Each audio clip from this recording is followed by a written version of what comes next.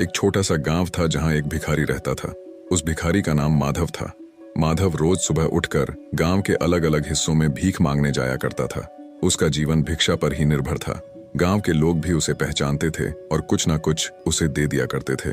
माधव की एक खासियत थी, वह अपने साथ हमेशा एक छोटी सी झोली लेकर चलता था जिसमें वह कुछ अनाज के दाने रखता था।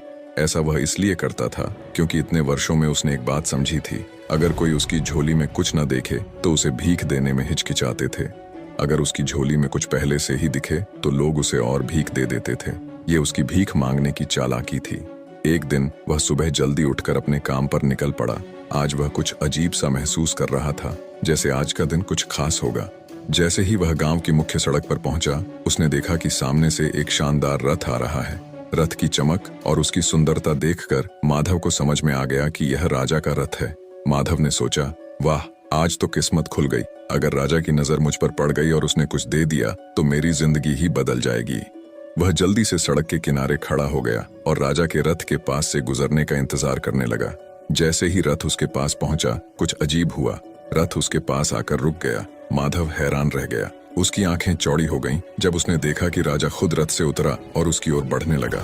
अब उसकी कल्पनाएं और तेज हो गईं। उसने सोचा, अरे, आज तो मैं राजा से कुछ मांगने जा रहा हूँ। शायद वह मुझे ढेर सारा सोना, चांदी या कोई बड़ी चीज दे देगा। लेकिन तभी एक और चमत्कार हुआ। राजा ने अपनी झोली उठाई और उसे माधव के सामने फैला दी। माधव की आंखें फटी की फटी रह गईं। उसने सोचा, यह क्या? राजा मुझसे भीख मांग रहा है। राजा ने विनम्रता से कहा, भाई, मुझ पर दया करो और मुझे कुछ भिक्षा दे दो। माधव को विश्वास नहीं हो रहा था। उसने सोचा, यह तो उल्टा हो गया। राजा मुझसे भीख मांग रहा है। लेकिन राजा ने उसकी ओर देखते हुए कहा, यह मेरे लिए बहुत महत्वपूर्ण है।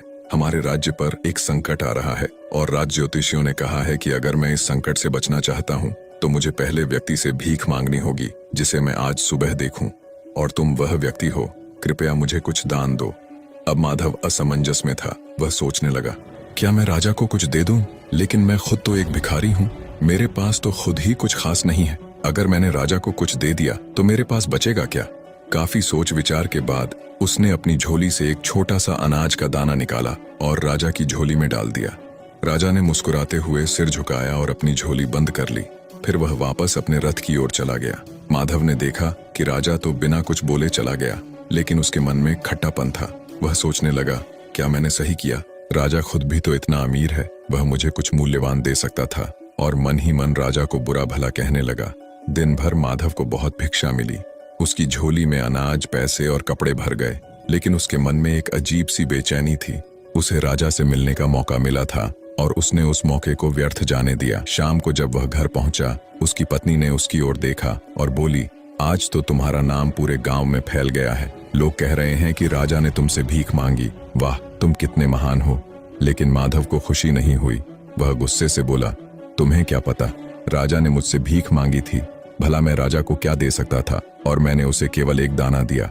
अगर मैंने उसे ज्यादा दिया होता तो शायद मेरा और नाम होता। उसने अपनी झोली गुस्से में उठाई और उसे जमीन पर फेंक दिया। सारी चीजें जमीन पर बिखर गईं।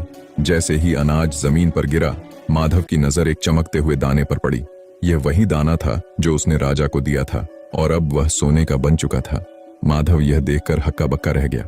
वह सोचने लगा, अगर मैंने राजा को सिर्फ एक दाना देकर सोने का दाना पाया है, तो अगर मैंने उसे ज्यादा दिया होता तो मेरा पूरा जीवन बदल सकता था। वह जमीन पर बैठ गया और रोने लगा। वह समझ चुका था कि उसने अपनी लालच के कारण एक बड़ा मौका खो दिया। यह कहानी एक बहुत महत्वपूर्ण सीख देती है। हमें अवसरों को पहचान कर बिना स्वार्थ के दान देना चाहिए।